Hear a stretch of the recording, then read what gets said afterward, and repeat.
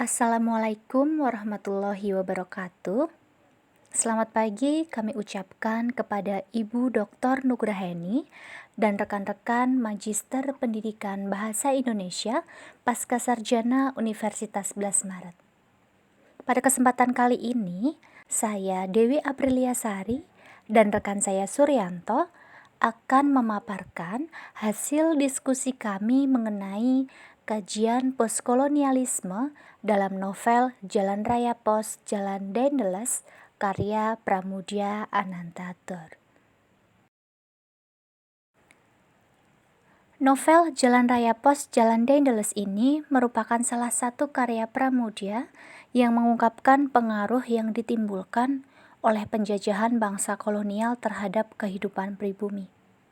Hal itu dapat dilihat pada proses pembangunan jalan raya yang membentang 1000 km sepanjang utara Pulau Jawa dari Anyar hingga Panarukan. Pembangunan tersebut memakan ribuan nyawa pekerja paksa Indonesia yang jumlahnya tidak diketahui secara pasti waktu itu hingga saat ini. Oleh karena itu, latar belakang masalah dalam penelitian ini yang pertama adalah karya sastra menampilkan realitas kehidupan menjadi sesuatu yang bernilai untuk ditelusuri maknanya dan menuntun manusia kembali kepada hakikatnya sebagai manusia. Latar belakang masalah yang kedua, sebagian besar karya Pramoedya bertemakan sosial kemanusiaan dan karya-karyanya syarat dengan pemikiran tentang perjuangan dari martabat manusia. Latar belakang masalah yang ketiga, novel Jalan Raya Pos Jalan Daendels merupakan salah satu karya Pramoedya Anantatur yang mengungkapkan pengaruh yang ditimbulkan oleh penjajahan bangsa kolonial terhadap kehidupan pribumi. Latar belakang masalah yang terakhir adalah novel karya Pramoedya Anantatur yang berjudul Jalan Raya Pos Jalan Daendels dikaji menggunakan teori postkolonial.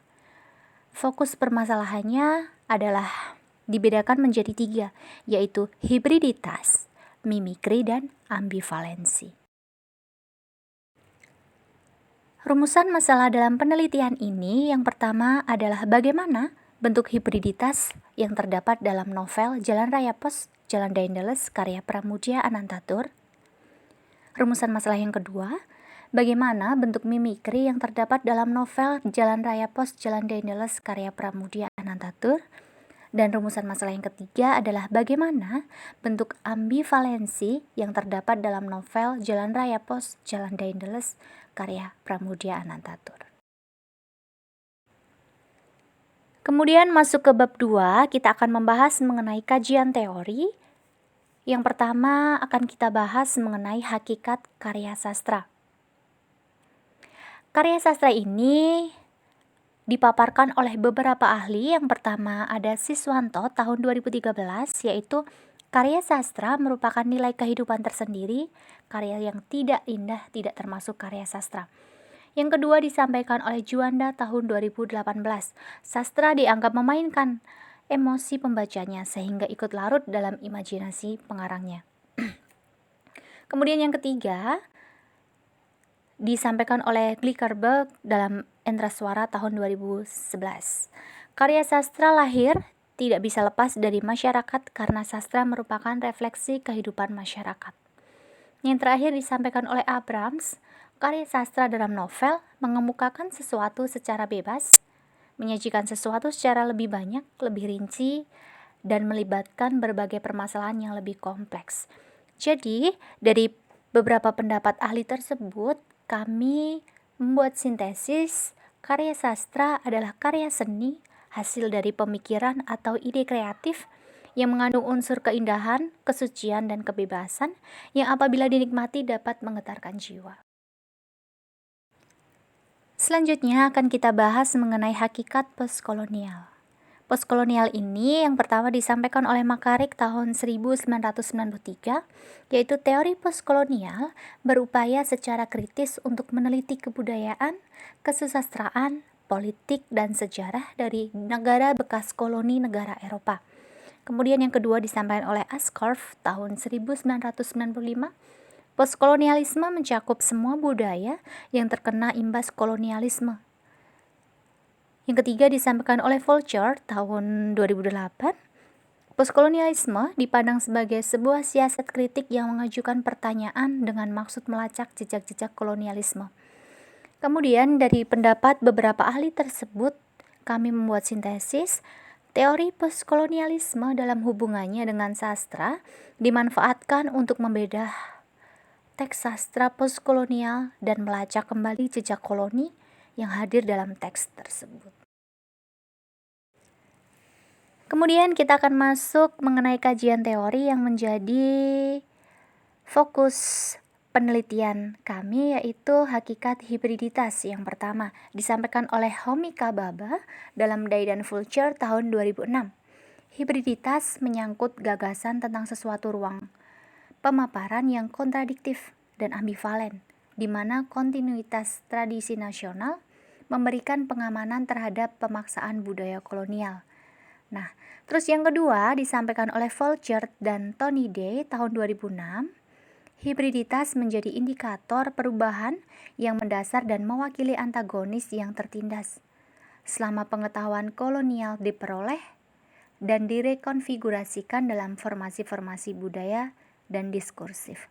Kemudian sintesisnya adalah hibriditas mencakup bentuk-bentuk kebudayaan seperti pakaian, makanan, dan tidak hanya mengarah pada perhatian produk-produk budaya itu sendiri, tetapi kepada cara bagaimana produk ini ditempatkan pada ruang sosial dan historis di bawah kolonialisme. Selanjutnya yang menjadi fokus dalam penelitian ini adalah mengenai mimikri. Hakikat mimikri yang pertama disampaikan oleh Homi Kababa tahun 2004. Mimikri harus terus berupaya untuk menjaga jarak dengan kebudayaan yang dibawa oleh penjajah. Karena tujuan sebenarnya dari mimikri itu adalah ejekan terhadap kebudayaan penjajah. Yang kedua disampaikan oleh Mervan tahun 2018, muatan mimikri adalah tindakan proaktif. Tujuan dari mimikri ini adalah menentang otoritas penjajah. Potensi mimikri adalah suatu tindakan yang mengarah pada subvensi terhadap penjajah. Sintesisnya adalah mimikri merupakan proses meniru apa yang dilakukan oleh kelompok yang dijajah atau kelompok bawah ke kelompok dominan. Hal itu terjadi karena budaya kelompok dominan dianggap lebih baik daripada budaya kelompok lain. Kajian teori yang terakhir adalah mengenai hakikat ambivalensi. Yang pertama disampaikan oleh Ascorf tahun 2000. Ambivalensi berasal dari mimikri yang merupakan perasaan tidak sadar saling bertentangan antara menginginkan sesuatu atau menolaknya pada saat bersamaan dan terdapat dalam satu tubuh. Yang kedua disampaikan oleh Sungkowati tahun 2010. Ambivalensi adalah usaha masyarakat membangun persamaan dengan penjajah, juga menegaskan perbedaan.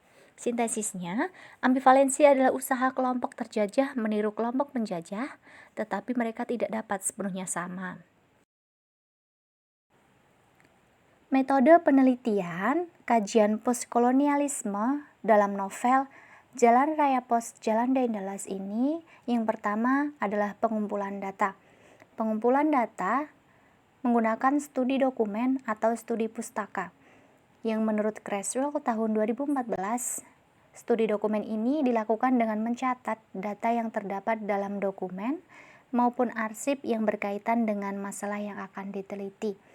Dalam hal ini, dokumennya adalah novel dari Pramudia, yaitu Jalan Raya Pos Jalan Daendels. Kemudian teknik analisis datanya kita menggunakan analisis interaktif, yaitu yang pertama pengumpulan data, reduksi data, sajian data, dan penarikan simpulan. Hal ini disampaikan oleh Mills Haberman tahun 2014. Reduksi data yang dilakukan dalam penelitian ini adalah bertujuan untuk mempertegas, memperpendek, membuat fokus, dan membuang hal yang tidak penting, sehingga akan menghasilkan kesimpulan akhir yang dapat dimasukkan. Dari reduksi data, kemudian data dapat disajikan, yaitu simpulan yang dapat diverifikasi meliputi data mimikri, hibriditas, dan ambivalensi. Kemudian selanjutnya mengenai pembahasan akan disampaikan oleh rekan saya Suryanto. Kepada Suryanto, saya persilakan. Melanjutkan pemaparan dari Saudari Dewi Aprilia, kali ini masuk ke tahap pembahasan. Yang pertama, hibriditas. Hibriditas yang terdapat pada novel Jalan Raya Pos, Jalan Daendels, karya Pramudia Anantatur, terdapat pada kutipan di zaman Company, residen Belanda di Surakarta dan Yogyakarta, oleh Company harus memberikan penghormatan kepada Sunan dan Sultan dengan membungkukkan badan dalam pertemuan-pertemuan resmi. Mereka tak berhak memakai payung mas dan harus duduk di kursi yang lebih rendah dari Sunan dan Sultan. Ya, penjelasannya pada kutipan di atas menjelaskan adanya peniruan penghormatan yang harus dilakukan oleh residen Belanda di Surakarta dan Yogyakarta, yaitu apabila memberikan penghormatan kepada Sunan dan Sultan harus membungkukkan badan. Hal ini sejalan dengan konsep hibriditas yang mencakup bentuk-bentuk kebudayaan dan juga produk-produk budaya, serta cara bagaimana produk ini ditempatkan pada ruang sosial dan historis di bawah kolonialisme. Selanjutnya, mimikri. Mimikri dalam novel Jalan Raya Pos Jalan Daendels, karya Pramudia Anantatur, terdapat atau ditunjukkan pada kutipan berikut. Untuk pertama kali kudengar namanya tentu saja dari guruku di sekolah dasar, Institut Budi Utomo, disingkat IBO. Di bawah pimpinan ayahku sendiri, sekolah ini sudah banting setir jadi sekolah nasional pada tahun 30-an. Penjelasannya, pada kutipan tersebut menjelaskan bahwa tokoh aku bersekolah di Institut Budi Utomo. Di sini sekolah merupakan budaya dari bangsa Eropa atau bangsa penjajah. Berdirinya sekolah adalah mimikri dari bangsa penjajah atau bangsa barat. Sebagai kaum pribumi, tokoh aku dalam novel juga mendapat kesempatan untuk menimba ilmu di sekolah layaknya bangsa barat. Selanjutnya, mimikri pada novel Jalan Raya Pos Jalan Daendels, karya Pramudia, juga terdapat pada kutipan berikut. Semua batu untuk peninggalan dari pengerasan, rakyat kecil, para petani yang harus setor dan tanpa imbalan. Atau dengan imbalan, hanya saja orang-orang atasan tersebut yang menerimanya. Atasan tertentu berarti para pembesar putih atau coklat, atau juga putih dan coklat bersama-sama. Penjelasannya, kutipan di atas menjelaskan bahwa ada beberapa kaum pribumi yang menjabat sebagai atasan. Atasan di sini bisa berarti asisten residen atau bupati. Gaya berpolitik atau memerintah kaum pribumi ini meniru bangsa penjajah, di mana rakyat kecil seperti petani itu diperas keringatnya, kemudian diambil hasilnya tanpa diberi imbalan yang setimpal atas apa yang mereka kerjakan. Jadi dapat kita pahami bahwa mimikri merupakan proses meniru yang dilakukan oleh kelompok yang dijajah atau kelompok subaltern terhadap kelompok dominan. Hal ini terjadi karena budaya kelompok dominan dianggap lebih baik daripada budaya kelompok subaltern. Pembahasan selanjutnya yakni ambivalensi. Ambivalensi yang terdapat pada novel Jalan Raya Pos Jalan Daendels, karya Pramudia Anantatur, ditunjukkan pada kutipan berikut. Dalam gerakan nasional, sekolah nasional punya sahamnya sendiri. Kekuasaan kolonial menamakannya sekolah liar, Wilde Scholen. Untuk melawannya, kekuasaan kolonial mengeluarkan Wilde Scholen Ordonantie atau aturan sekolah liar dan memerintahkan untuk menutup semua. Penjelasannya yaitu pada kutipan tersebut diketahui bahwasanya bangsa Indonesia mendirikan sekolah untuk warga pribumi bertujuan untuk mendapatkan pendidikan sehingga mampu mengerti tulisan dan juga mampu membaca. Akan tetapi, Belanda sebagai kelompok dominan yang memiliki kekuasaan tidak terima dengan pendirian sekolah tersebut dan menganggap sekolah tersebut dengan sebutan sekolah liar. Jadi di sini bangsa Indonesia meskipun mampu membuat sekolah, akan tetapi bangsa Belanda atau kelompok dominan itu menganggap mereka itu tidak setara. Jadi bagaimanapun juga bangsa pribumi atau bangsa Indonesia itu tidak akan setara dengan bangsa Belanda atau bangsa yang kita sebut sebagai kelompok dominan.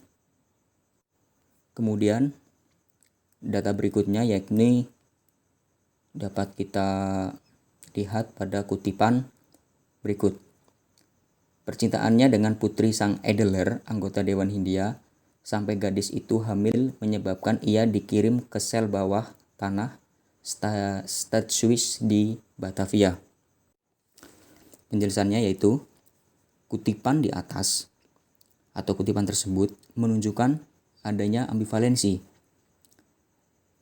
Di sini percintaannya itu merujuk pada Surapati dan anak dari anggota Dewan Hindia, di mana Surapati sebagai keturunan pribumi, meskipun pandai berbahasa Belanda, mampu membaca, kemudian mampu menulis, dan juga mengikuti kebudayaan bangsa Barat.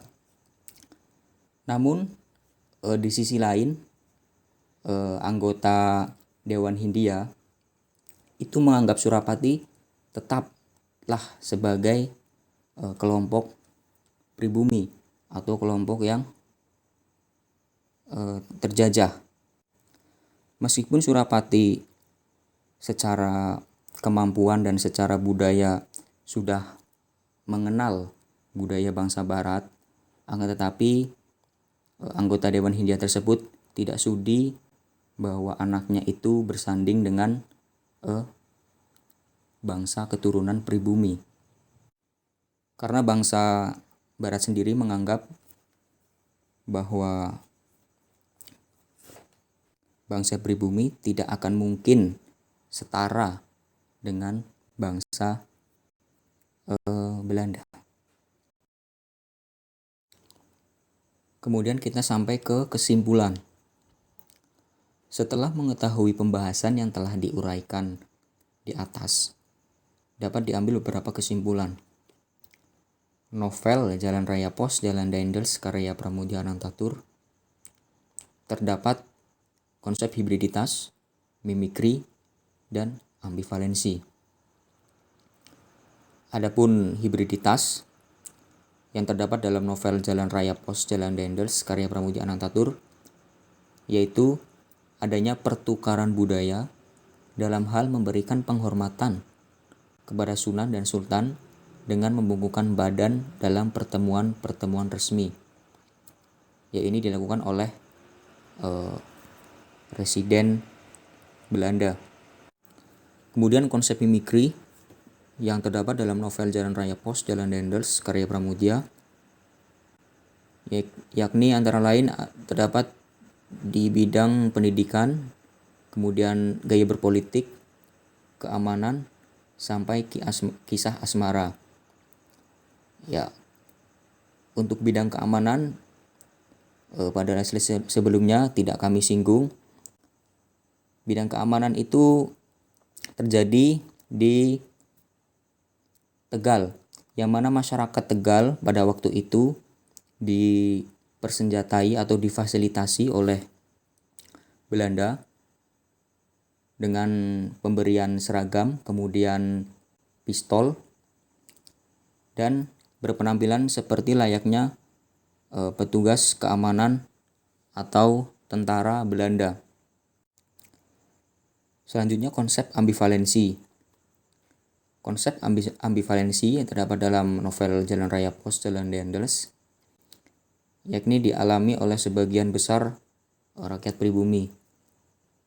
Ambivalensi yang paling mencolok adalah pada tokoh Suropati, di mana Suropati merupakan bangsa pribumi yang mampu menulis, yang mampu membaca, bahkan ia mampu berbicara dalam bahasa Belanda. Akan tetapi ketika dia mengalami asmara dengan anak dari anggota Dewan Hindia hingga gadis tersebut hamil, anggota Dewan Hindia itu tidak sudi bahwa buah hatinya itu bersanding dengan Suropati karena alasan Suropati adalah keturunan pribumi, tidak setara dengan kaum Belanda atau bangsa Belanda. Ya, demikianlah pemaparan dari kelompok 1 kajian postkolonialisme dalam novel Jalan Raya Pos Jalan Dendels karya Pramudia Anantatur. Kami mohon maaf apabila terdapat kata-kata yang tidak berkenan atau kata-kata yang menyinggung. Terima kasih untuk atensi dari teman-teman. Sekian dari kami. Wassalamualaikum warahmatullahi wabarakatuh.